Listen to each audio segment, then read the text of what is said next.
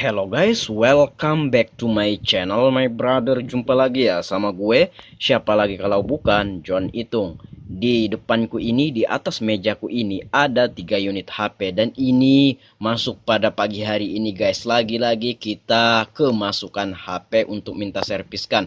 Yang dimana ini adalah Oppo A71. Ini kasusnya mati total. Ini belum kita tahu apanya yang terkendala. Kemudian ini Evercost U6 ya, ini Evercost U6 ini tidak bisa ngecas kata orang yang punya. Ini beda-beda orang ya. Oke, dan ini Samsung A21s. Ini kendalanya LCD yang bermasalah ya. Ini ada deringnya, ada suaranya, tapi LCD-nya gelap.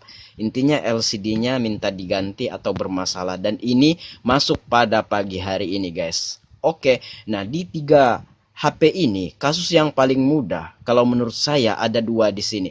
Ini yang nggak bisa ngecas, ini tinggal ganti konektor charger, dan ini tinggal ganti LCD. Sementara ini mati total, ini kita belum tahu apanya yang rusak. Ini anggap saja nggak bisa. Misalkan asumsikan saja nggak bisa.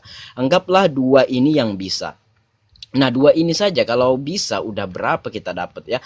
Nah, untuk Evercost ini penggantian konektor chargernya, by the way saya tinggal di Berau, Kalimantan Timur. Untuk penggantian konektor charger untuk HP kayak gini, Cina-Cina kayak gini, itu rata-rata 100 sampai 200, ada yang 150, rata-rata yang paling banyak ngasih tarif itu 135 sampai 150. 100.000 itu jarang ya, itu jarang banget kalau di daerah saya, itu sedikit banget. Nah, ini kalau saya ini minta 150 untuk ganti konektor charger Evercost U6 ini guys. Sementara ganti LCD Samsung A21s ini lumayan ya, harganya 2 jutaan. Tapi untuk LCD-nya ini saya cek kemarin di toko Shopee, di toko-toko yang menjual seperempat HP, LCD-nya ini 400-an. Ini 1 juta masih bisa kita minta sama pelanggan. Asumsikan saja kalau bisa untung kita di sini 500.000 ya. Karena untuk LCD ini biaya pemasangannya itu setara dengan harga LCD-nya itu sendiri.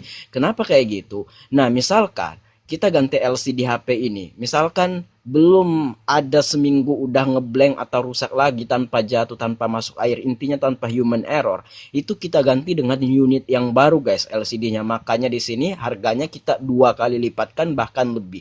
Asumsikan saja kalau ini kita ganti, kita masih bisa ambil untung 500.000 lah. Misalkan ini saya cek kemarin harga LCD-nya 400-an lebih ya. Anggap saja sama ongkir 500. Ini 1 juta masih kita bisa minta LCD-nya. Loh, kok Bang mahal banget untuk ganti LCD Samsungnya? Ya, kalau di sini ya memang kayak gitu. Gimana caranya harga itu harus 2 kali lipat sehingga nantinya selama masa garansi kalau terjadi kenapa-napa kita ganti dengan unit yang baru. Seandainya kita ganti untuk yang kedua kalinya, kita nggak rugi. Walaupun kita nggak untung, minimal kita nggak rugi. Perhitungannya kayak gitu. Kalau di sini ya itu rata-rata counter di sini kayak gitu. Saya nggak tahu untuk di daerah-daerah Jawa, Medan, yang di luar Pulau Kalimantan saya nggak tahu. Intinya kalau di sini ya rata-rata counter kayak gitu.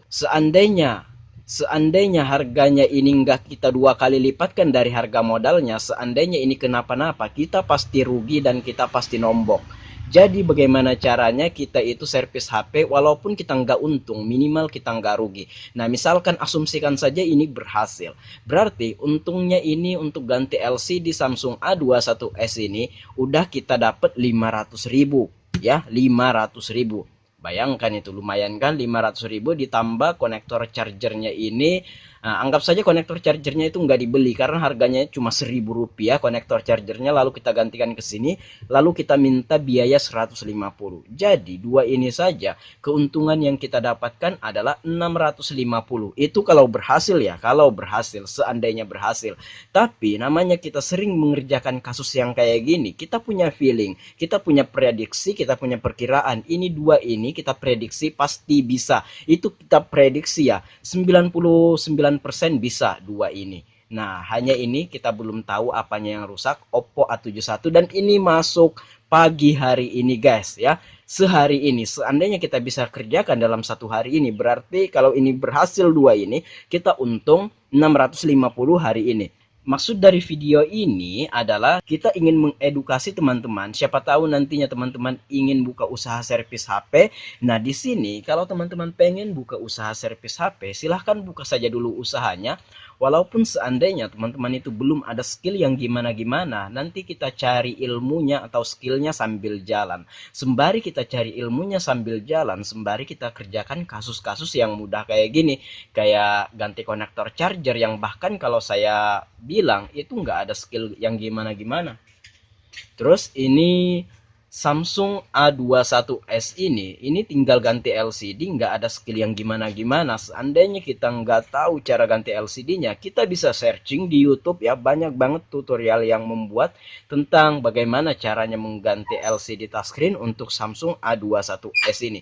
Jadi kalau teman-teman ingin buka usaha servis HP, walaupun belum ada skill yang gimana-gimana, cukup teman-teman itu tahu ganti konektor charger, tahu ganti LCD, walaupun sebelumnya belum tahu, teman-teman itu tetap bisa lihat tutorial yang ada di YouTube. Banyak banget yang sharing, asalkan teman-teman itu lengkap saja alatnya ya, lengkap saja alat servisnya, dan itu kita bisa memulai dari situ. Nah, sembari kita memulai usaha servis HP, kita kerjakan kasus yang mudah kayak gini, sembari kita cari ilmunya, misalkan kayak mengganti IC MMC, IC power, IC charger, IC CPU, itu bisa kita cari ilmunya sembari kita mengerjakan kasus-kasus yang mudah-mudah kayak gini gitu. Nah, sembari kita cari ilmunya, sembari kita dapat duit dari kasus-kasus yang mudah, yang bahkan kalau boleh saya bilang nggak ada skill yang gimana-gimana dalam mengganti LCD. Kalaupun teman-teman belum tahu, teman-teman bisa lihat tutorialnya di YouTube. Banyak banget yang sharing tentang cara mengganti LCD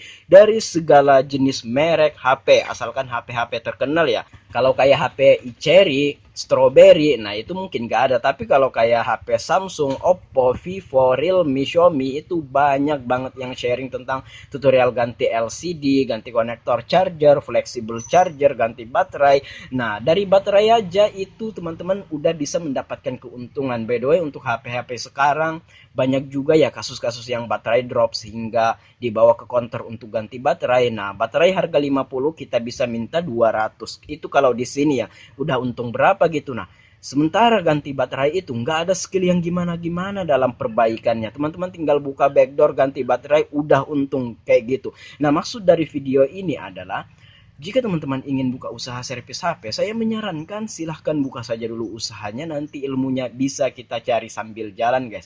Bahkan dari usaha servis HP yang saya kerjakan tanpa skill yang gimana-gimana, hanya ganti LCD, ganti konektor charger, ganti touchscreen, nggak ganti IC-IC-an yang nggak ganti IC MMC, nggak ganti IC power, nggak ganti IC CPU. Nah, bahkan hanya servis HP yang tingkat mendasar kayak gini, yang bahkan kalau boleh saya bilang nggak ada skill dalam mengerjakannya, tinggal ganti konektor charger misalkan kan.